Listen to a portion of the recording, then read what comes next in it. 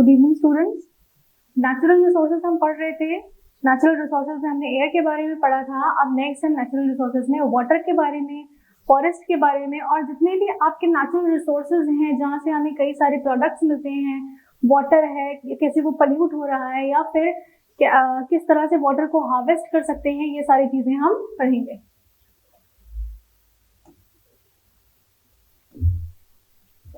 Water a wonder liquid.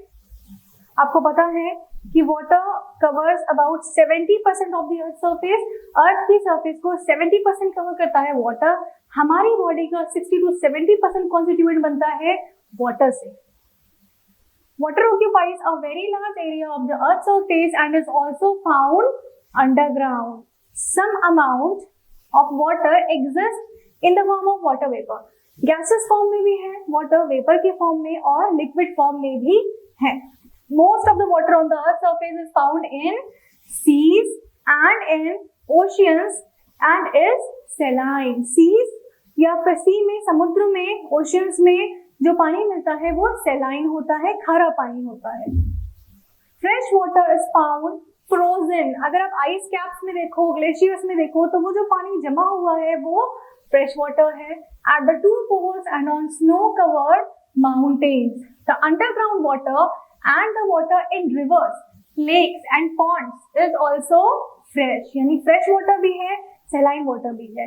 सिर्फ यही नहीं कह सकते हो आप कि अगर 70% वाटर है अर्थ पे, काफी ज्यादा अमाउंट ऑफ वाटर है अर्थ पे, तो वो सारा फ्रेश है। सेलाइन भी है, फ्रेश भी है। हर वाटर पोर्टेबल नहीं होता है। However, the availability of fresh water varies from place to place practically every summer. Most people have to face a shortage of water। क्योंकि क्या होता है कि समर टाइम में आपको पता है सनलाइट बहुत ज्यादा है, हीट बहुत ज्यादा है, तो काफी ज्यादा इवेपोरेशन भी हो जाता है वाटर का, तो ऑटोमेटिकली वाटर की अवेलेबिलिटी कम हो जाती है और ह्यूमन बॉडी को या लिविंग बॉडी को भी पानी की रिक्वायरमेंट ज्यादा होती है in summer. And in the rural areas where water supply system have not been installed, people are forced to spend considerable amount of time in fetching water from far away sources। अगर आप rural areas की बात करो तो rural areas में जो water की availability है वो काफी कम है, जिसके कारण जो वहां में रहने वाले लोग हैं उनको अमाउंट यानी पैसा और लेबर दोनों ही खर्च करना पड़ता है वाटर के लिए, वाटर अवेलेबिलिटी के लिए। But why is water so necessary? पानी इतना नेसेसरी क्यों है? क्योंकि अगेन आपको पता है लिविंग सिस्टम है, पानी से ही बना है, पानी की बहुत ज्यादा रिक्वायरमेंट है हर एक सेल्स को। यानी आप सेल्यूलर लेवल पे भी बात करो ना, किसी भी लिविंग सिस्टम की सेल्यूलर लेवल पे अगर आप बात करो तो सेल में भी जो सेल सैप है, जो साइटोप्लाज्म है, लिक्विड कंटेंट में है, लिक्विड फ्लूइड है, उसमें सेमी सॉलिड है, सेमी लिक्विड है, लिक्विड है, तो वहां पर भी पानी की जरूरत है। एक सेल को भी पानी की जरूरत है। क्यों? To sustain the life processes. आपकी लाइफ प्रोसेसेस को या लाइफ को सस्टेन करने के लिए, to sustain life. And do all organism require water? All the cellular processes take place in the water medium. मतलब वाइटल प्रोसेस, जितनी भी वाइटल प्रोसेसेस है सेल की, सबको एक लिक्विड मीडियम यानी वाटर मीडियम चाहिए है। All the reactions that take place within our body and within the cell occur between substances that are dissolved in water। यानी एक यूनिवर्सल सॉल्वेंट का काम करता है वाटर, यूनिवर्सल सॉल्वेंट। कोई भी रिएक्शन होनी हो लिक्विड मीडियम में, वहां पर वाटर की रिक्वायरमेंट है ही है। Substances are also transported from one part of the body to the other part in a dissolved form। Blood क्या है? वो भी तो लिक्विड स्टेट है ना, उसमें भी तो वाटर कंटेंट है। प्लाज्मा वाटर कंटेंट देता है ना पूरा। आपकी बॉडी में डाइजेस्टेड फूड, वेस्ट, गैसेस सब डिसॉल्व फॉर्म में जाता है ब्लड के थ्रू, तो वहां पर भी लिक्विड ही मीडियम है ना। Hence, organisms need to maintain the level of water within their bodies in order to stay alive। एक लिविंग ऑर्गेनिज्म को जिंदा रहने के लिए अपनी बॉडी के अंदर वाटर का जो बैलेंस है उसको मेंटेन रखना पड़ता है। टेरेस्ट्रियल लाइफ फॉर्म, जमीन पे रहने वाले लोग, require fresh water for this. अब आप सेलाइन वाटर नहीं पी सकते वरना ऑस्मो रेगुलेशन बैलेंस आपकी बॉडी में खराब हो जाएगा। सॉल्ट का बैलेंस यानी सॉल्ट्स डिसबैलेंस हो जाएंगे और सॉल्ट डिसबैलेंस होने की वजह से डेथ तक हो सकती है।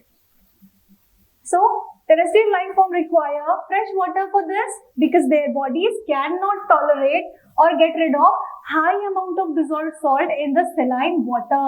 तो saline water में salts हैं, जैसे सोडियम है, पोटेशियम है, आपकी बॉडी में चला गया, आपकी बॉडी उसे डिसॉल्व नहीं कर पाएगी, डाइजेस्ट नहीं कर पाएगी और लिक्विड लेवल पे डिसबैलेंस हो जाएगा. Thus, water sources need to be easily accessible for animals and plants to survive on land. The availability of water decides not only the number of individuals of a species that are able to survive in a particular area, but also decides the diversity of life there. जैसे मान लो कि ये एक area है जहां पर diversity रहती है ना, जहां पर डाइवर्सिटी रहती है, डाइवर्सिटी ऑफ लिविंग ऑर्गेनिज्म. अब इस डाइवर्सिटी में ह्यूमन आ सकते हैं, है ना, एनिमल्स आ सकते हैं. एनिमल्स में हम कुछ एक्वेटिक एनिमल ले लें जैसे फिशेस, है ना, कुछ टेरेस्ट्रियल एनिमल्स ले लें जैसे कि मान लो डॉग है, कैट है, ये सब है. कुछ बर्ड्स ले लेते हैं. इसके अलावा प्लांट्स भी हैं यहाँ पे, है ना. अब वाटर इतने एरिया में यहाँ पर वाटर प्रेजेंट है, ठीक है. अब जैसे मान लो कि ह्यूमन थोड़ा उसको पानी चाहिए पीने के लिए, अपने यूजेस के लिए, ठीक है. लेकिन अगर आप फिशेस की बात करो तो फिशेस तो उसके अंदर रहती है, तो कंप्लीटली डिपेंड है पानी पे ना. अब अगर ह्यूमन पानी पी जाएंगे, जानवर पानी पी जाएंगे, प्लांट्स भी पानी ले लेंगे, तो इनके लिए तो नहीं बचेगा. अगर कम पानी है तो इनके लिए नहीं बचेगा. तो ऐसे में क्या होगा, धीरे धीरे यहाँ से फिशेस एक्सटिंक्ट होने लगेंगी, है ना, एक्सटिंक्ट होने लगेंगी. पहले एंडेंजर की कंडीशन पे आएंगी, फिर एक्सटिंक्ट होने लगेंगी. क्यों? क्योंकि इनको हैबिटाट ही नहीं मिल रहा है ना. तो इसकी वजह से डाइवर्सिटी लॉस भी हो सकता है. यानी दो चीजें हैं, तो अवेलेबिलिटी होनी चाहिए, अवेलेबिलिटी भी डिसाइड करती है कि ईच स्पीशीज को कितनी रिक्वायरमेंट है. दूसरी चीज क्या है कि डाइवर्सिटी भी डिपेंड करती है वाटर की अवेलेबिलिटी पे. अगर वाटर नहीं है तो वाटर से लाइफ सस्टेन करने वाले जो जीव हैं वो भी नहीं रह पाएंगे. Of course, the availability of water is not the only factor that decides the sustainability of life in a region. सिर्फ यही एक फैक्टर नहीं है डाइवर्सिटी डिसाइड करने के लिए, लेकिन ये एक बड़ा फैक्टर है.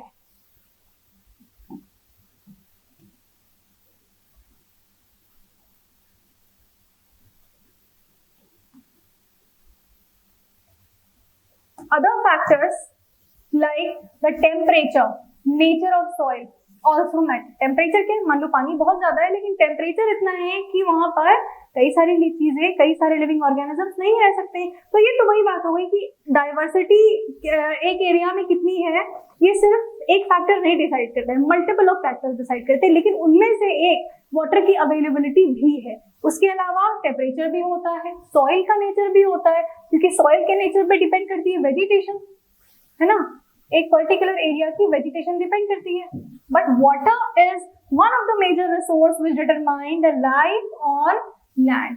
तो ये तो बात थी कि वाटर की अवेलेबिलिटी क्यों चाहिए, वाटर की अवेलेबिलिटी क्यों होनी चाहिए है, क्या क्या नुकसान हो सकते हैं ना होने पर.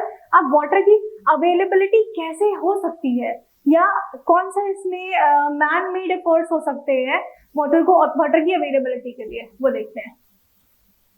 Despite nature's monsoon bounty, failure to sustain water availability underground has resulted largely from the loss of vegetation cover. मतलब आप देख रहे हो मॉनसून का कुछ अपना ठीक नहीं है. जब उसको समझ में आता है, नहीं आता है तो नहीं आता है. तो ऐसे में क्या होता है, कई बार वेजिटेशन लॉस हो जाता है फार्मर्स को. अगर फार्मर्स के पास कोई अपना सॉलिड इरिगेशन प्लान नहीं है और सिर्फ मॉनसून के इंतजार में बैठे हैं तो इनका बड़ा वेजिटेशन लॉस हो सकता है. Diversion of high water demanding crop and pollution from the industrial effluents and urban waste. क्या हो सकता है, अगर कोई ऐसी जगह पे आपकी फील्ड है जहां पर अर्बन वेस्ट आता है, पोल्यूटेड है जो वाटर है, आपने ऐसी क्रॉप उगा रखी है जिसको पानी की बहुत ज्यादा जरूरत होती है. अगर आप खारिफ क्रॉप्स की बात कर लो तो, है ना, ऐसे में वाटर की अवेलेबिलिटी होना बहुत ही इंपॉर्टेंट है. Irrigation methods like damn, tanks, canals have been used in various parts of India since ancient time. मतलब ये किसी इंडिविजुअल के नहीं है, पॉपुलेशन के लिए है. ये जो इरिगेशन प्लान्स है ये पॉपुलेशन के लिए. डैम बना कोई बड़ा, आसपास के जितने भी फील्ड्स हैं सबको इरिगेट करने में मदद करेगा।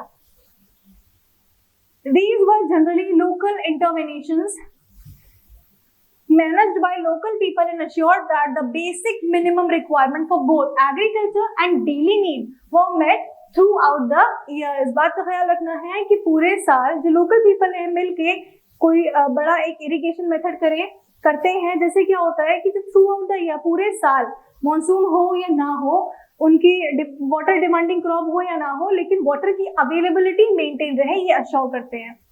So the use of this stored water was strictly regulated and the optimum cropping patterns based on the water availability were arrived at on the basis of decades, century of experience. The maintenance of these irrigation system was also a local affair। ये एक local मुद्दा है, मतलब आप कह सकते हो कि एक कम्युनिटी के पीपल, एक कम्युनिटी के लोग कई सारे मिलकर कोई कंट्रीब्यूशन करके कोई ऐसी चीज करवाए, लाइक कोई छोटा डैम बनाना, कोई छोटी केनाल बनाना, जो आसपास की जो फील्ड्स हैं, कई सारे लोगों के फील्ड्स हैं, उनको इरिगेट कर सके। ये बहुत ही इंपॉर्टेंट है और ये रूरल एरियाज में होता भी है। लाइक गवर्नमेंट की तरफ से कोई हेल्प नहीं है, नेचर की तरफ से कोई हेल्प नहीं है, तो उनको खुद को ये सारी चीजें करनी पड़ती हैं to available the water. After the arrival of British के अराइवल के बाद कई सारी ऐसी चीजें हैं, कई सारी टेक्नोलॉजीज हैं जो इंडिया में आई। The conception of the large-scale projects, such as large dams, canals, traversing large distance, were first conceived and implemented by the British and carried on with no less gusto by our newly formed independent government। जब British rule कर रही थी यहाँ पर, तो उसने कई सारी चीजें ऐसी क्या करी, इम्प्लीमेंट करी, जैसे डैम बनाना, केनाल बनाना, जो हमारे लिए हेल्पफुल है। और इंडिपेंडेंस के बाद भी गवर्नमेंट ने उसको लीड करा और उसको बढ़ावा दिया, जिससे कि ये बड़े बड़े प्रोजेक्ट्स प्रिवेल हो और लोगों को फायदा हो। अब डैम बनाने का भी कभी फायदा होता है, लेकिन बहुत बड़े लार्ज डैम्स बनाने में कभी कभी नुकसान भी होता है वहां पे रहने वाले लोगों का, कम्युनिटी का, जिनको प्रॉपर कॉम्पनसेट नहीं करा जाता है और उनके एरिया को छीन लिया जाता है। कई बार कुछ ऐसे डैम्स भी हैं जो इस मामले में कंट्रोवर्शियल है। These mega projects led to the neglect to the local irrigation method, and the government also increasingly took over the administration of these systems, leading to the loss of control over the local water sources by the local people। ये बड़े बड़े dam बनाने के कारण जो छोटे छोटे vegetation है, जो छोटे कबीले हैं, आप कह सकते हो कम्युनिटीज हैं, उनको नजरअंदाज कर दिया जाता है इन डैम्स के चक्कर में।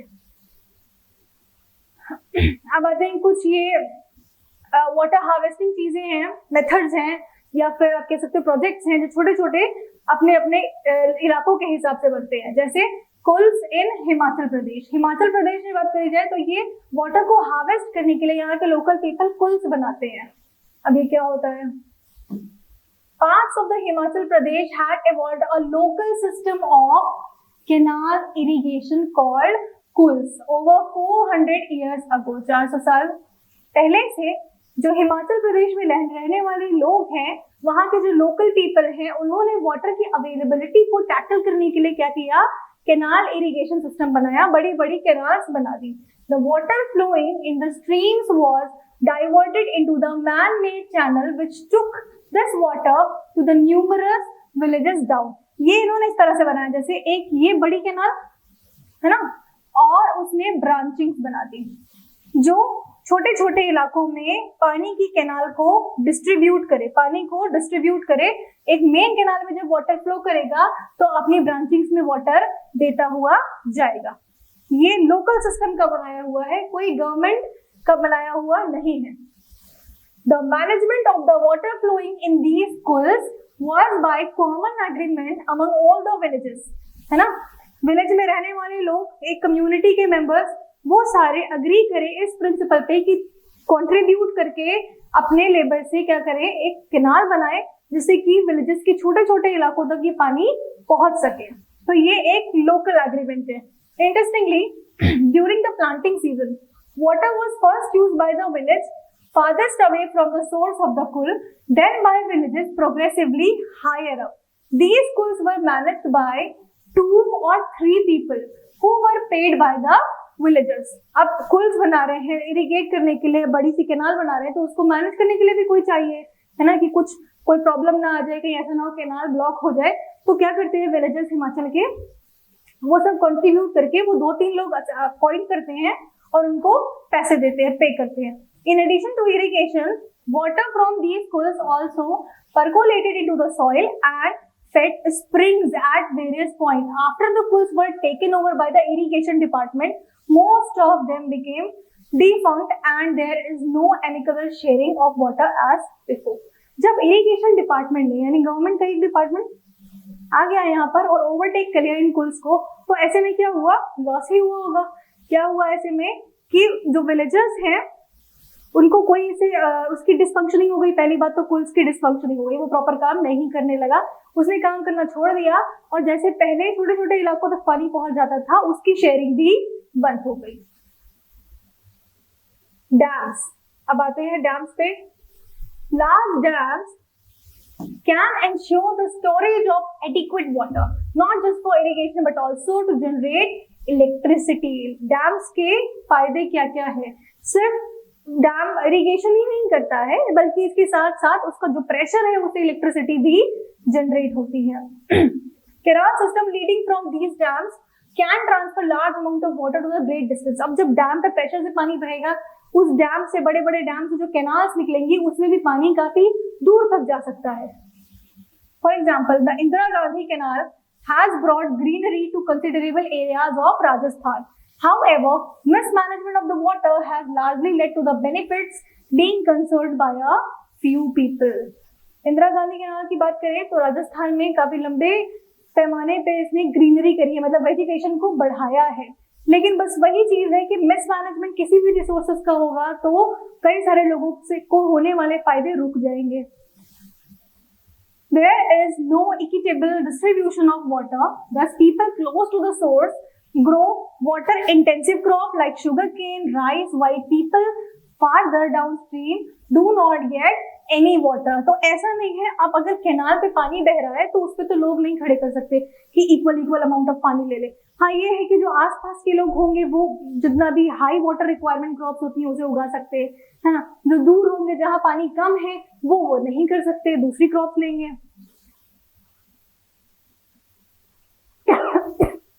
The woes of these people who have been promised benefits which never arrived are added to the discontentment among the people who have been displaced by the building of a dam and its canal network. जो भी मैंने बताया था कि इससे कुछ नुकसान भी हैं डैम्स बनने से, कई सारे, क्योंकि dam is a mega project, एक बड़ा डैम बनाना ये बड़ा प्रोजेक्ट है। इस प्रोजेक्ट के लिए बहुत सारी लैंड चाहिए, है ना, और वहां पर रहने वाले लोग, वहां के कम्युनिटी मेंबर्स जिनको प्रॉमिस किया जाता है कि उन्हें कॉम्पनसेट कर दिया जाएगा उनकी जगह लेके, वो कॉम्पनसेट नहीं करा जा सकता। कई बार वो नहीं करा जाता है, जिसकी वजह से एक बड़ा डिसअपॉइंटमेंट भी हाथ लगता है। मतलब एक अच्छी बात भी है, बेनिफिट भी है, एक प्लस पॉइंट है ये कि इरिगेशन हो सकती है, इलेक्ट्रिसिटी जनरेट हो सकती है, लेकिन माइनस पॉइंट कुछ कम्युनिटी मेंबर्स के लिए है जिनसे चीजें ले ली गई हैं बट उन्हें कॉम्पनसेट नहीं करा गया। Criticism of large dam.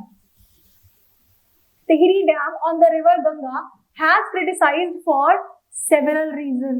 Ganga पे टिहरी डैम, इसको काफी क्रिटिसाइज करा गया कुछ रीजंस की वजह से। You must have read about the protest by Narmada Bachao Andolan, save the Narmada movement, about raising the height of the Sardar Sarovar dam on the river Narmada. जब इसकी हाइट बढ़ने लगी, इस डैम की, सरदार सरोवर डैम की हाइट बढ़ाने पे, नर्मदा के ऊपर जो डैम है, कई सारे प्रोटेस्ट हुए। Criticism about large dam addresses 3 problems. 3 वजह से लार्ज डैम्स को क्रिटिसाइज करा गया। भले आप सरदार सरोवर डैम की बात करो, उसमें भी यही problem. Social problems because they displace large number of peasants and tribal without adequate compensation and rehabilitation. बिना रहने की जगह दिए, बिना उनको compensate करे, लोगों को हटा दिया गया वहां से डैम की वजह से। Economic problem because they swallow a huge amount of public money without the generation of proportionate benefit. कई सारे लोगों की अगर प्रॉपर्टी लेंगे तो ऑब्वियसली उनका मनी तो जा ही रहे, है ना। तो ये प्रोजेक्ट बनाने के लिए लोगों को इकोनॉमिकली वीक कर दिया और उनको कॉम्पनसेट भी नहीं करा, ना कोई उसका बेनिफिट मिला। environmental problem because they contribute enormously to deforestation and the loss of biological diversity.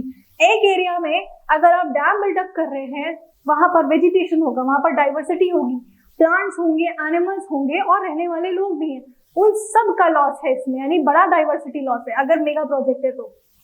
छोटे डैम्स की बात नहीं हो रही है, लार्ज डैम्स की बात हो रही है। The people who have been displaced by various development projects and largely poor tribals who do not get any benefit from these projects and are alienated from their lands and forests without adequate compensation. The outseas of Tawa Dam, built in the 1970, are still fighting for the benefits they were promised. कई सारी ऐसी चीजें हैं जो project हो गए, बहुत पुरानी बात हो गई, येट वहां के रहने वाले लोगों को उससे कोई बेनिफिट नहीं मिला। Now water harvesting, water shade management, जो पानी गिर रहा है, यानी रेन की बात कर रहे हैं। Watershed management emphasises scientific soil and water conservation in order to increase the biomass production. क्यों करना है वाटर हार्वेस्ट? वाटर हार्वेस्ट क्यों करना है? For the biomass production. Biomass is what? कोई भी लिविंग ऑर्गेनिज्म, एक जगह पे किसी भी लिविंग ऑर्गेनिज्म का कॉन्सेंट्रेशन इज बायोमास, है ना। Whether it's a plant, whether it's animal, water की अवेलेबिलिटी होगी, हार्वेस्टेड वाटर होगा, बायोमास बढ़ेगा। इसके लिए करना है water harvest. The aim is to develop primary resources of land and water to produce secondary resources of plants and animals for use in a manner which will not cause ecological imbalance. किसी एक resource की वजह से ecological imbalance ना हो, diversity loss ना हो, vegetation loss ना हो, इसलिए उसे हार्वेस्ट करना पड़ेगा। So water management not only increases the production and income of the watershed community, but also mitigates droughts, floods, and increases the life of the downstream dam and reservoirs. सूखा ना पड़े, कहीं पे लैंड बंजर ना हो जाए, डैम्स या रिजर्वॉयर्स में जितना पानी है उसका लेवल और बढ़ जाए, जैसे कि जब कभी जरूरत हो, है ना, तो जब कभी कोई एक्सट्रीम कंडीशन आए तो ये पानी काम आ सके। Various organizations have been working on rejuvenating ancient system of water harvesting as an alternative to the mega project like dams. Dams ना बनाने के बजाय कई सारे ऑर्गेनाइजेशंस ऐसे हैं जो सोचते हैं कि चलो एंशियंट टेक्निक्स यूज करते हैं जिससे किसी का नुकसान ना हो, सिर्फ फायदा हो वाटर हार्वेस्टिंग के लिए। These communities have used hundreds of indigenous water saving methods to capture every trickle of water that had fallen on their land. Dug small pits, छोटे छोटे गड्ढे खोदना, and lakes. Put in place simple watershed system. Built system earthen dams. Build small earthen dams. छोटे छोटे dams बनाना, बड़े बड़े गड्ढे खोदना, जैसे ये देख सकते हो आप, किस लिए है? वाटर हार्वेस्टिंग के लिए है। Dikes, sand and limestone reservoirs set up rooftop water collecting unit. अब जैसे अपनी बड़ी सी फील्ड में अगर इस तरह का कोई डग खोदा गया बड़ा सा, इसमें बहुत सारा वाटर हार्वेस्ट होगा। और अगर मॉनसून नहीं है, वाटर की क्या है, स्कार्सिटी है, तो ऐसे में यहाँ से मोटर लगा के प्रेशर से पानी पूरी फील्ड को, पूरे लैंड को दिया जा सकता है। This has recharged groundwater level and even brought river back to the life. जो ग्राउंड वाटर का लेवल है उसको भी ये रिचार्ज करने का काम करता है। Water harvesting is an age old concept in India. कुछ वाटर हार्वेस्टिंग टेक्निक्स देखते हैं अलग अलग जगहों की, जैसे खादन्स, टैंक्स एंड नदी इन राजस्थान। ये खादन है इन राजस्थान। इस तरह से एक स्लोपी मीडियम बनाना जहां पर वाटर कलेक्ट हो सके। Bandhara and tals in Maharashtra, bundhis in Madhya Pradesh and Uttar Pradesh, ahars and pynes in Bihar, kuls तो हम पढ़ चुके हैं in Himachal Pradesh, ponds in the kandi belt of Jammu Kashmir, eris tanks in Tamil Nadu, surangams in Kerala and kattas in Karnataka. ये कुल्स है, एक बड़ी सी केनाल और यहाँ से ब्रांचिंग केनाल, ये खादिन है एंड ये बांद्रा इरिगेशन।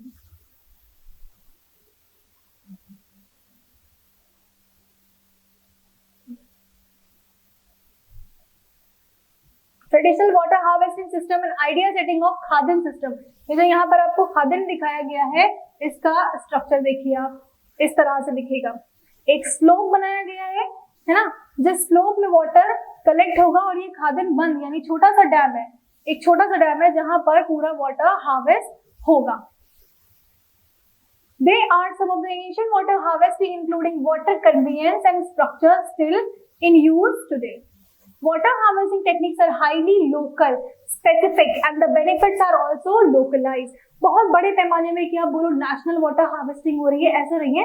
लोकल्स, बड़ी बड़ी कम्युनिटीज या छोटी छोटी कम्युनिटीज अपनी अपनी टेक्निक्स यूज करती हैं, weather it's a domestic technique, छोटी छोटी टेक्निक्स को, जिससे वो वाटर हार्वेस्ट कर सके और अपने एरिया को स्टेबलाइज कर सके in the case of water availability. Giving people control over their local water resources ensure that mismanagement and overexploitation of these resources is reduced and removed. In largely level terrain, the water harvesting structure are mainly crescent-shaped earthen embankments or low, straight concrete and rubble check dams built across seasonally flooded गलीज। अगर आप एक management team जैसे अगर आप कहो कि government ने कोई सिस्टम बनाया है, कोई डिपार्टमेंट बनाया है जो इरिगेशन सिस्टम को डील करे, तो उनके भी कई सारे प्रोजेक्ट्स हैं, छोटे छोटे डैम्स बनाना गवर्नमेंट की तरफ से भी होता है, छोटे छोटे डैम्स बनना विलेजेस में, जिनकी मदद से लोकल पैमाने पे वाटर हार्वेस्ट हो सके। इस तरह से देखो आप, कॉन्क्रीट डैम्स बने हैं छोटे और लोकल एरियाज में वाटर हार्वेस्ट हो सकता है। Monsoon rain fills ponds behind the structure. Only the largest structures hold water year around. Most dry up 6 months, बहुत ज्यादा छोटे हैं अगर, और हीट बहुत ज्यादा है तो ड्राई भी हो सकते हैं, और less after the monsoon.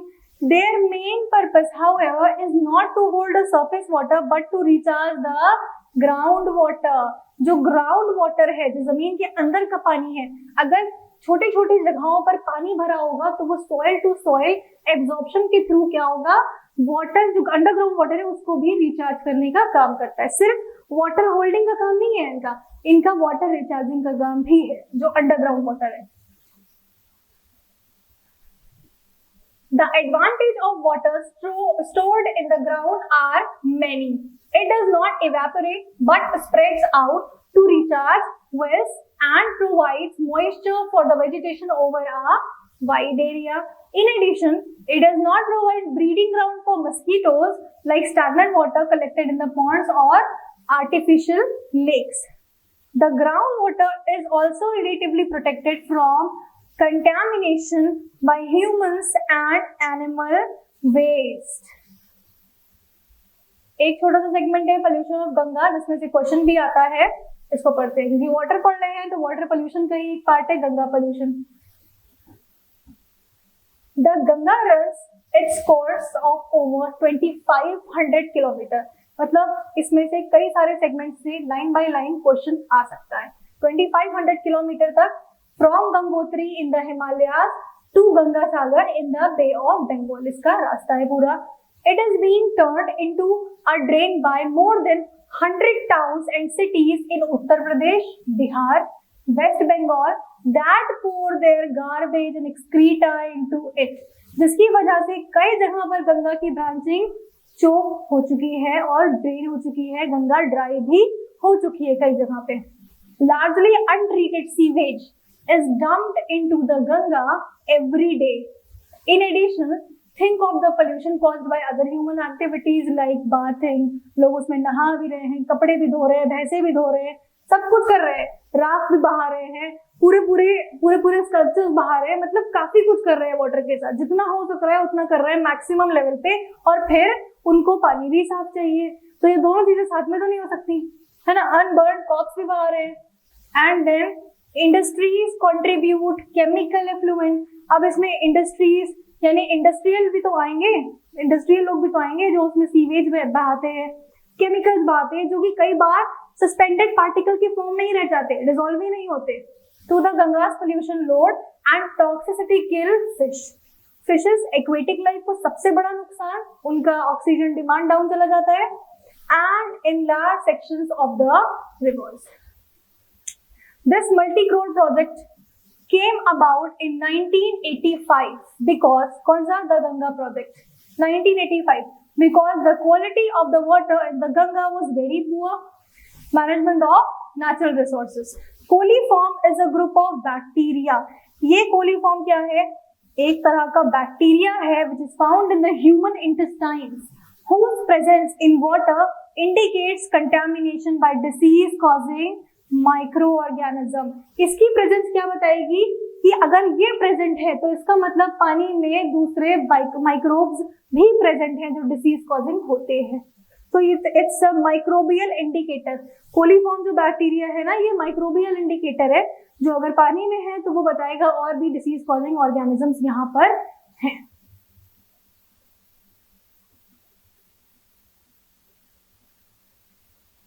Next आते हैं forest and wild life.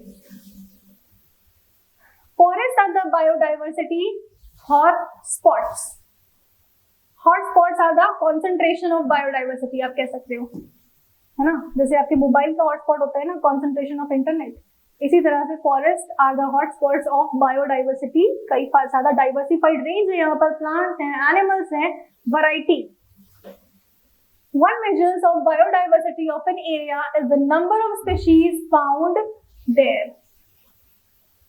However, the range of different life forms जैसे bacteria, fungi, fern, flowering plant, nematodes, insects, birds, reptiles and so on, ये कई सारी रेंज है.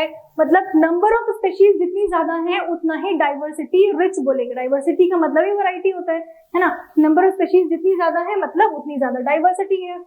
So the range of different life forms is also important. सब हर एक life form का, हर एक species का, हर एक ऑर्गेनिज्म का अपना अपना सिग्निफिकेंस होता है.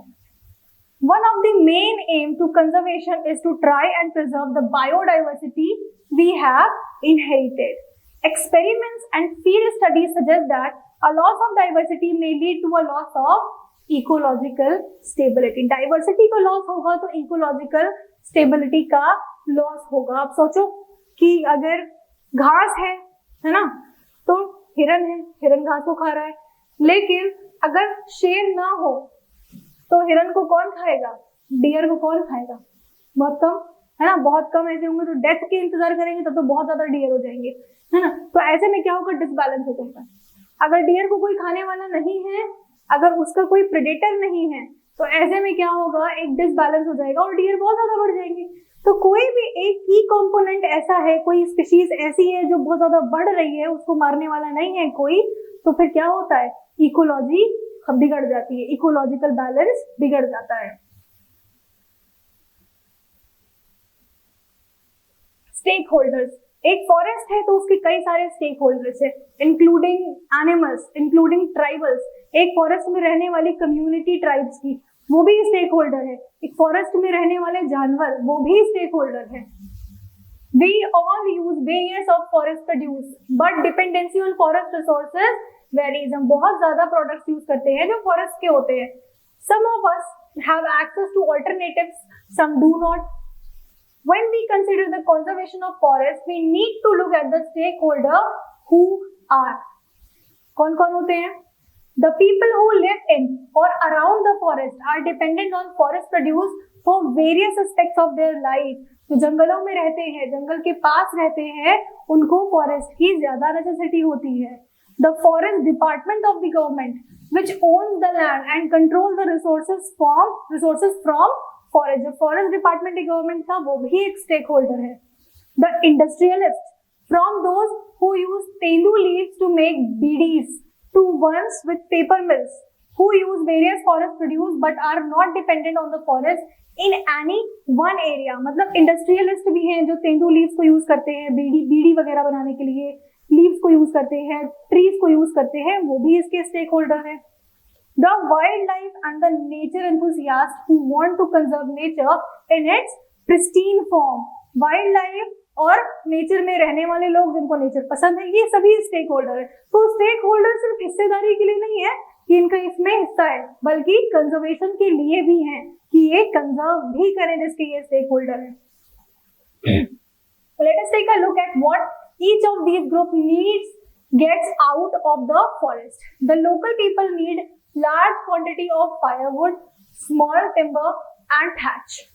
Bamboo is used to make slats for hut and baskets for collecting and storing food material. कि इन लोगों को चाहिए क्या क्या होता है जंगल से, फॉरेस्ट से क्या क्या चाहिए होता है. लोकल पीपल को फायर चाहिए होती है, कई सारी लकड़ियां चाहिए होती हैं, और बैम्बू चाहिए होता है जो हट्स बनाने में यूज होता है, बास्केट बनाने में यूज होता है.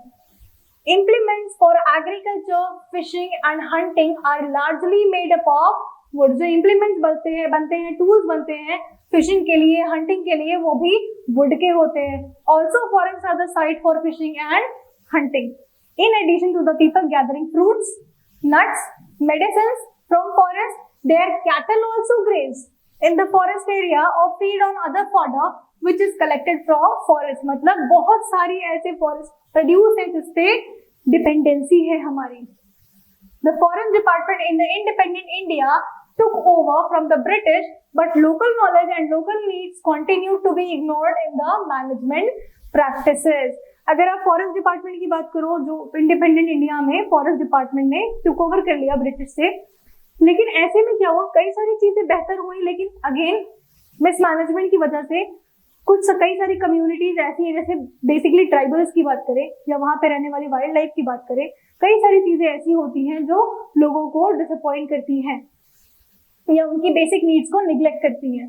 Thus vast tracts of forest have been converted to monocultures of pine, teak or eucalyptus. In order to plant these trees, huge areas are first cleared of all vegetations. तो क्या हुआ, जंगल के कई सारे इलाकों में ऐसा हुआ कि क्योंकि जंगल तो आपको पता है बहुत ज्यादा बायोडाइवर्सिटी, अलग अलग तरह के पेड़ पौधे हैं, लेकिन कई सारे एरियाज को मोनोकल्चर बनाने के लिए, मोनोकल्चर मतलब कोई एक ही पेड़ लगाएंगे बड़े से इलाके में, है ना, उसके लिए पहले क्या करना पड़ेगा, जैसे जिस वुड की बहुत ज्यादा यूज होता है, लाइक टीक का वुड का बहुत ज्यादा यूज होता है, किसी पेड़ से दवाइयां बनती हैं उसका बहुत ज्यादा यूज होता है, जैसे यूकेलिप्टस, है ना, पाइन का यूज होता है, तो उसको मोनोकल्चर बना दिया गया. लेकिन इसमें एक ड्रॉबैक भी है कि पहले वहां की वेजिटेशन पूरी साफ करी जाएगी और उस वेजिटेशन के साथ साथ वहां की डाइवर्सिटी यानी एनिमल्स भी जाएंगे, प्लांट तो जाएंगे ही, साथ में एनिमल्स भी जाएंगे. So this destroys a large amount of biodiversity in the area. Monoculture बनाने के लिए बड़ी डाइवर्सिटी लॉस होती है. Not only this, the varied needs of local people, leaves for fodder, herbs for medicine, fruits and nuts for food, can no longer be met from such forest. Such plantations are useful for the industries. इस तरह के plantation industries के लिए तो useful होते हैं to access specific product. Teak चाहिए है तो टीक का मोनोकल्चर करा दे. And are important source for revenue for the forest department. Forest department का भी स्टेक होता है, इनका लिए भी एक इम्पोर्टेंट सोर्स है. नुकसान है तो सिर्फ वहां पर रहने वाली कम्युनिटी का और वहां की बायोडाइवर्सिटी का. Do you know how many industries are based on forest produce? A short count reveals timber, paper, lac, sports equipment, ये सारी इंडस्ट्रीज डिपेंड करती हैं फॉरेस्ट पे. वुड एंड पेपर इंडस्ट्री, है ना, वुड एंड पेपर इंडस्ट्री आपको पता है, वुड से इस तरह से कई सारे पेपर्स बनते हैं, अलग अलग तरह के पेपर्स बनते हैं.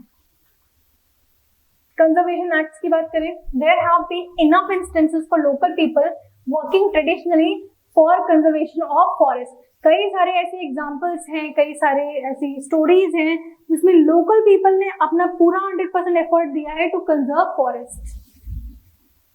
For example the case of the Bishnoi community in Rajasthan for whom conservation of forest and wildlife has been a religious tenet. जिन्होंने बहुत ज्यादा सीरियस लिया था conservation of forest, Bishnoi community in Rajasthan.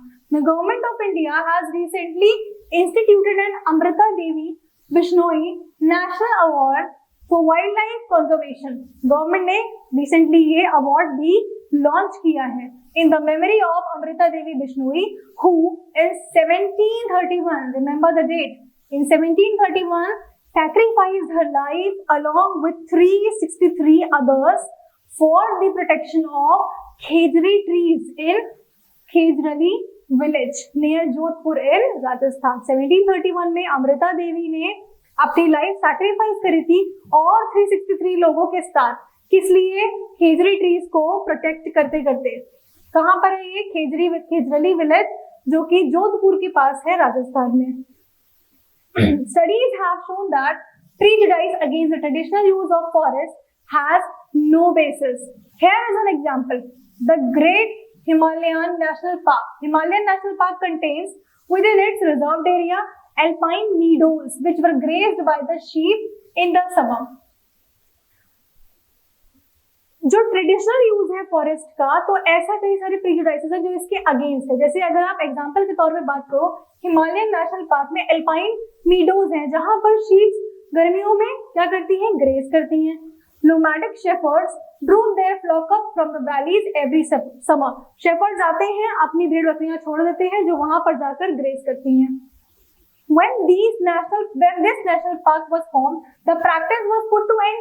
तो ये जो वैलीज हैं, जब इन पे नेशनल पार्क बन गया, तो ये जो प्रैक्टिस शेफर्ड आते थे, अपनी भेड़ बकरी छोड़ देते थे, वो वहां पे ग्रेज करती थी, ये प्रोसेस खत्म हो गई। नेशनल पार्क में तो अलाउड नहीं है। Now it is seen that without the regular grazing by sheep, the grass first grows very tall and then falls over, preventing fresh growth. तो इसकी वजह से क्या हुआ? जब एक रेगुलर इंटरवल पे कई सारी चीजें नेचुरल हैं तो नेचुरल रहने देना चाहिए। जैसे वहां पर इस वैलीज पे अगर फ्लॉक्स आती थी, शीप फ्लॉक आते थे, ग्रेस करते थे, तो नई घासें भी उगती रहती थी। लेकिन जब नेशनल पार्क बना तो क्या देखा गया? यहाँ पर पहले तो घास बहुत लंबी उग जाती है, उसके बाद क्या होता है? झड़ जाती है, जिसकी वजह से न्यू घास भी नहीं उग पाती। Management of protected areas by keeping the local people out by using force cannot possibly be successful in the long run. ये सारी चीजें लोकल पीपल को भी बेनिफिट देती थी पहले, जो अब गवर्नमेंट ने टेक ओवर कर ली है, पार्क्स बना दिए हैं, तो कई सारे वहां पर नुकसान भी हैं। In any cases, the damage caused to the forest cannot be attributed to the only local people. One cannot turn a blind eye to deforestation caused by industrial needs or development project. सिर्फ local people को ही जिम्मेदार न ठहरा के आप ये नजरअंदाज नहीं कर सकते कि इंडस्ट्री की वजह से भी बहुत बड़ा नुकसान है फॉरेस्ट को, है ना। इंडस्ट्रियल नीड्स, डेवलपमेंट प्रोजेक्ट्स, बड़ी बड़ी कंपनीज का बनना जहां से फॉरेस्ट प्रोड्यूस यूज होता है, जो वहां की बायोडाइवर्सिटी को किल करता है और एट द एंड वहां के लोकल पीपल को नुकसान पहुंचाता है। The damage caused in these reserves by tourists or the arrangement made for their convenience is also to be considered. Sustainable management, Chipko movement, Chipko Andolan सुना होगा आपने इसका नाम। डेट जान ले, 26 मार्च 1974. We need to consider if the goals of all the above stakeholders with regard to the management of live forest are the same. Forest resources are often made available for industrial use at rates far below the market value, with these are denied to the local people. अगर सारे stake holders अपने अपने हिस्से के साथ साथ अपनी अपनी जिम्मेदारी भी समझे, तो जो अवेलेबिलिटी मार्केट में फॉरेस्ट प्रोडक्ट्स की है उससे कहीं कम रेट में अवेलेबिलिटी पॉसिबल हो सकती है। The चिपको आंदोलन, हक the trees movement, was the result of a grassroots level effort to end the alienation of people from their forest. The movement originated from an incident in a remote village called Reni in Garhwal, high up the Himalayas during the early 1970s. This was dispute between the local villagers and a logging contractor. Contractors जिनको पेड़ गिराने थे सारे, उनके और local villages के बीच में ये एक लड़ाई थी। Who had been allowed to fell trees in the forest close to the village, जिन्हें जंगलों के पेड़ काटने थे। On a particular day, the contractors worker appeared in the forest. एक दिन क्या हुआ कि कॉन्ट्रैक्टर्स जो थे, जो वर्कर्स थे उनके, वो फॉरेस्ट में आए और ट्रीज को काटने लगे। While the men folk were absent, जब वहां पर लोग मौजूद नहीं थे तो उन्होंने पेड़ गिराने की सोची।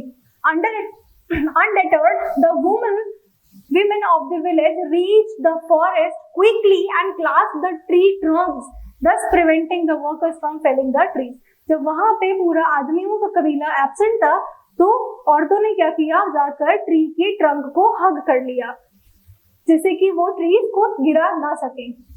Thus thwarted, the contractor had to withdraw, जिससे कि कॉन्ट्रैक्टर्स को अपनी जो उनकी जो उनकी इंटेंशन थी उसको रोकना पड़ा। Then inherent in such a competition to control a natural resource is the conservation of replenishable resource. The Chipko movement quickly spread across communities and media. उस पर्टिकुलर टाइम के लिए तो क्या हुआ कि उन्होंने उस चीज को रोक दिया, लेकिन आफ्टर दैट कई सारी पॉसिबल ट्राइज करने के बाद जब देखा कि लोग वहां के जो गांव के लोग हैं वो नहीं छोड़ रहे ट्रीज को, तो उन्होंने उनको भी मार डाला पेड़ को हटाने के साथ साथ। The Chipko movement quickly spread across communities and media and forced the government to whom the forest belongs to rethink their priorities in the use of forest produce. तो जब ऐसा हुआ कि इतने सारे लोगों की डेथ हो गई फॉरेस्ट को कंजर्व करते करते, उसके बाद लोगों ने भी इस पे आवाज उठाई, मीडिया ने भी उठाई, तो ऐसे में क्या हुआ कि गवर्नमेंट को ये दोबारा सोचना पड़ा कि जो फॉरेस्ट प्रोड्यूस है उसके अलावा कोई और ऑल्टरनेटिव यूज कर सकते हैं कि ऐसा ना हो बड़ा डाइवर्सिटी लॉस हो जाए। Experience has taught people that the destruction of forest affected not just the availability of forest products but also the quality of soil and sources of water. Water को भी कंजर्व करने का काम forest करते, soil water को hold करके रखती है, सॉइल रिप्लेनिशमेंट का काम भी फॉरेस्ट करते हैं। आपने नाइट्रोजन फिक्सेशन पढ़ा है। Participation of the local people can indeed lead to the efficient management of forest. An example of people's participation in the management of forest: in 1972, the West Bengal Forest Department recognized its failure in reviving the degraded sal forest in the southwestern districts of the state. कई सारे local people का participation, cooperation अगर forest department के साथ मिल के हो तो और बेटरमेंट हो सकता है फॉरेस्ट के साथ। जैसे 1972 में अगर आप वेस्ट बंगाल की बात करें तो यहाँ पर जो साल के फॉरेस्ट थे वो डिग्रेड हो रहे थे, जिससे जो फॉरेस्ट मैनेजमेंट सिस्टम था वो बचा नहीं पा रहा था। Then traditional method of surveillance and policing had led to a complete alienation of the people from the administration, resulting in the frequent clashes between forest officials and villages. अब ऐसे में क्या हुआ कि फॉरेस्ट डिपार्टमेंट ने take over तो कर लिया लेकिन बचा नहीं पा रहा है, तो क्या होगा, डिस्प्यूट वहां के लोकल पीपल में और मैनेजमेंट में डिस्प्यूट चलता रहेगा। Forest and land related conflicts in the region were also a major factor in fueling the militant peasant movement led to the Naxalites. Accordingly, the department changed its strategy, making a beginning in the Arbari forest range of Midnapur district. Here, at the instances of a far-seeing forest officer, एक forest officer जिनका नाम था A.K. Banerjee, villagers were involved in protection of 1272 hectares of badly degraded sal forest. In forest officer के under में villagers भी involve थे, जो साल फॉरेस्ट डिग्रेड हो चुका था उसको कंजर्व करने में, उसको बचाने में। In return for help and protection, जब A.K. बनर्जी जैसे फॉरेस्ट ऑफिसर ने सोचा कि विलेजर्स को भी इसमें इंक्लूड कर लेते हैं क्योंकि एट लास्ट वो भी स्टेक होल्डर है ना फॉरेस्ट डिपार्टमेंट के साथ साथ, तो जब दोनों के कॉपरेशन से काम हुआ तो ऐसे में क्या हुआ, एक बड़े पैमाने पे सुधार आया।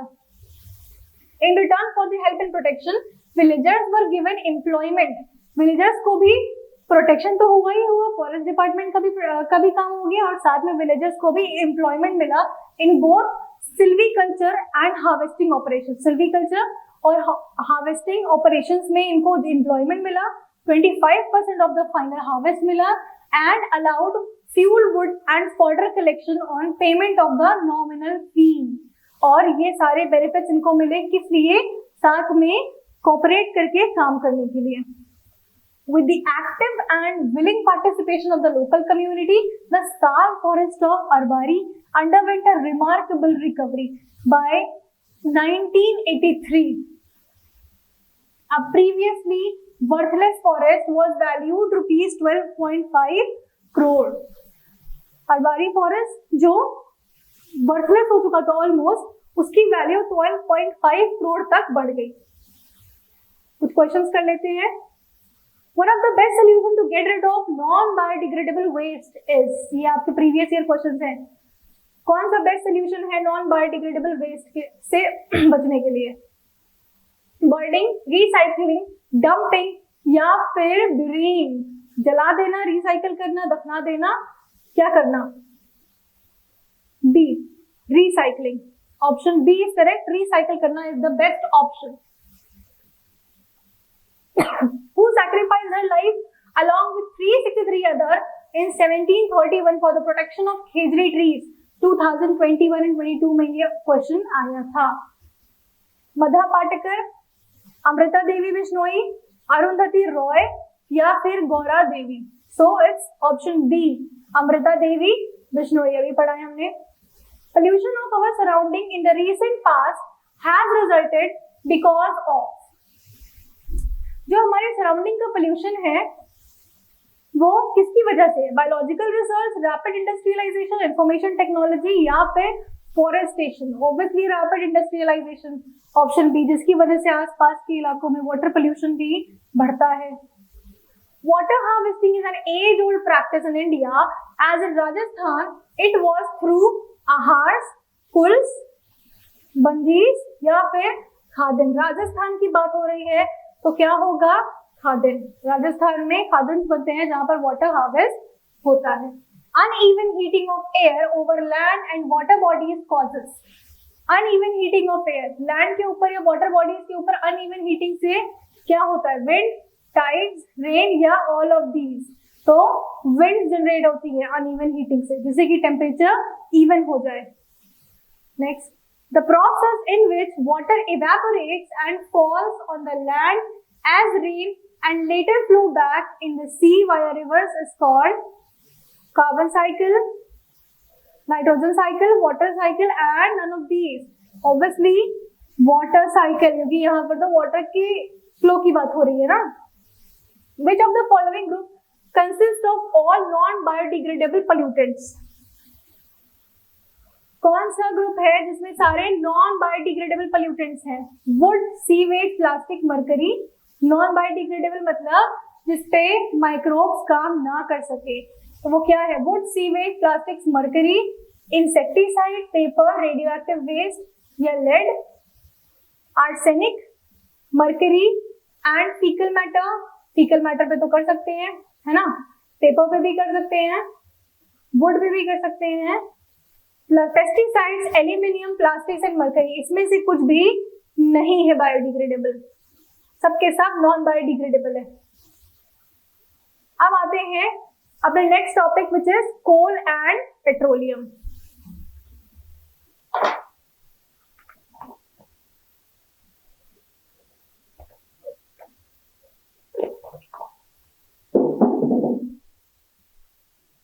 ये भी हमारा एक नेचुरल रिसोर्स है, कई सौ साल तक के हमारी सॉइल के अंदर इसका फॉर्मेशन होता रहता है और फिर ये हमें माइनिंग के थ्रू, माइनिंग की मदद से मिलता है।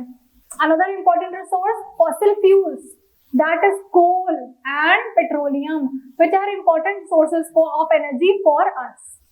Since the industrial revolution, we have been using increasing amount of energy. जैसे जैसे इंडस्ट्रियल रिवोल्यूशन हुआ, क्या हुआ? अब इंडस्ट्रीज में कई एनर्जी की बहुत ज्यादा जरूरत होती है, एनर्जी जनरेशन की जरूरत होती है, तो इन सारी चीजों का यूज बहुत ज्यादा होने लगे, बहुत ज्यादा होने लगा।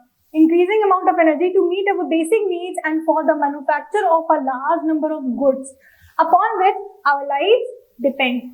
These energy needs have to be largely met by the reserve of the coal and petroleum.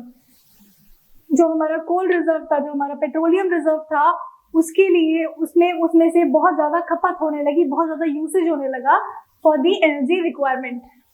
Coal and petroleum were formed from the degradation of biomass.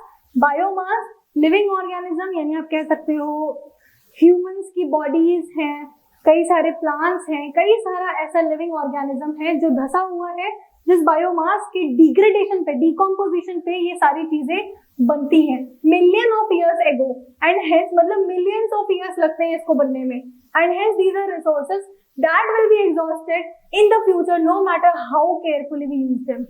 ये खजाने की तरह है जो फिर एक दिन खत्म हो जाएगा, भले आप धीरे धीरे यूज करोगे तो कुछ ज्यादा टाइम तक चल जाएगा, लेकिन खत्म तो होना ही है। And then we would need to look for alternative resource for energy. फिर हमें कोई दूसरा रिसोर्स देखना पड़ेगा। तो बेहतर ये है कि इसे सलाहियत से, यानी एक मतलब केयरफुली यूज करा जाए, जिससे बहुत जल्दी ये खत्म ना हो। Various estimates as to how long these resources will last us exist. One is that at the present rate of usage, our known petroleum resource will last us for about 40 years. अभी का usage देख के इसके according एक estimate लगाया गया है कि आने वाले 40 साल तक और पेट्रोल चलेगा, and the coal resources will last for another 200 years. और आने वाले 200 साल तक कोल चलेगा जितना है अभी हमारे पास। But looking to the other sources of energy is not the only consideration when we look at the consumption of coal and petroleum. Since coal and petroleum have been formed from biomass. कैसे बना है? Biomass से। In addition to the carbon, these contain hydrogen, nitrogen and sulfur. Biomass के साथ साथ इसमें carbon है, carbon के साथ साथ हाइड्रोजन, नाइट्रोजन and sulfur है। When these are burned, the products are carbon dioxide, water, ये important question है। When these are burned, the products are carbon dioxide, water, oxides of nitrogen and oxides of sulfur. जब ये जलता है तो क्या क्या मिलता है? Carbon dioxide, water, oxides of nitrogen and oxides of sulfur. When combustion take place in insufficient air, जहाँ पर ऑक्सीजन की कमी है, अगर वहां पर कंबशन हो रहा है तो कार्बन डाइऑक्साइड नहीं बनता, कार्बन मोनोऑक्साइड बनता है, यानी कार्बन में ऑक्सीजन का एक ही एटम है instead of carbon dioxide. Of these products, the oxides of sulfur and nitrogen and carbon monoxide are poisonous at high concentration, and carbon dioxide is a greenhouse gas. पढ़ चुके हैं, आपको पता है कि carbon dioxide green house gas होती है। और इन प्रोडक्ट्स के अलावा अगर आप सल्फर की ऑक्साइड्स की बात करो, नाइट्रोजन की ऑक्साइड्स की बात करो, कार्बन मोनोऑक्साइड की बात करो, तो ये हाई कॉन्सेंट्रेशन में पॉइजनस होती हैं। Another way of looking at coal and petroleum is that they are huge reservoir of carbon. कोल को देखो या पेट्रोलियम को, जो कार्बन है उसका बड़ा रिजर्वॉयर है ये। And if all of this carbon is converted to the carbon dioxide, ये सारा कार्बन अगर कार्बन डाइऑक्साइड बन जाएगा तो जो अमाउंट है ना कार्बन डाइऑक्साइड का वो एटमॉस्फेयर में बहुत ज्यादा हो जाएगा, और उसके बाद क्या होगी? ग्लोबल वार्मिंग, ग्लोब हमारा वार्म हो जाएगा, बहुत ज्यादा हीट बढ़ जाएगी। Thus, we need to use these resources judiciously. Some simple choices can make a difference in our energy consumption patterns. Think over the relative advantages, disadvantages and environment friendliness of the following. ये जो चीजें आप कर रहे हो इसका आप ध्यान दो, ये जो चीजें हैं क्या ये फ्रेंडली हैं या इको फ्रेंडली हैं कि नहीं है। जैसे taking a bus, using your personal vehicle और वॉकिंग या साइकिलिंग, कौन सा ज्यादा एनवायरमेंट फ्रेंडली है? ऑब्वियसली वॉकिंग या साइकिलिंग। यूजिंग बल्ब और fluorescent tubes in your homes, using the lift और taking the stairs, of course taking the stairs. Wearing an extra sweater और using a heating device on cold days, क्या बेहतर है? Eco friendly, wearing an extra sweater. The management of coal and petroleum also addresses the efficiency of our machines. इनके management से हमारी machines की efficiency पर भी असर पड़ता है। Fuel is the most commonly used in internal combustion engines for transportation, and recent research in this field concentrates on ensuring complete combustion in these engines in order to increase efficiency and reduces air pollution. An overview of natural resource management, छोटा सा topic, इसके बाद हमारा chapter finish. Natural resource management पे overview देखते हैं कि sustainable management of natural resources is a difficult task. Sustainable management completely अगर आप नेचुरल रिसोर्सेज का करने चलेंगे तो ये एक बड़ा और डिफिकल्ट टास्क है। In addressing this issue we need to keep an open mind with regard to the interest of various stake holder. लेकिन सब अगर अपने अपने हिस्से का थोड़ा थोड़ा काम करेंगे तो ये सस्टेनेबल मैनेजमेंट पॉसिबल है। We need to accept that people will act with their own best interest as the priority. लोगों को अपने हिस्से का काम prioritize करके करना पड़ेगा। But the realization that such selfish goal will lead to the misery for a large number of people. सिर्फ अपने बारे में सोचेंगे कि डिफॉरेस्टेशन करते हैं, हमारी इंडस्ट्री तो ऊपर तक जा ही रही है, तो ऐसे में क्या होगा? आखिर में कई सारे लोगों को नुकसान होगा, including them. Totally destruction of our environment is slowly growing, धीरे धीरे डिस्ट्रक्शन होता जाएगा. Going beyond laws, rules and regulations we need to tailor our requirements individually and collectively so that the benefits of development will reach everyone. इस तरह से आप loss के beyond ना जाए, जो लॉ बनी है उसको फॉलो करें जिससे कि क्या हो, कोई नुकसान ना हो. ठीक है, chapter finish. Thank you class.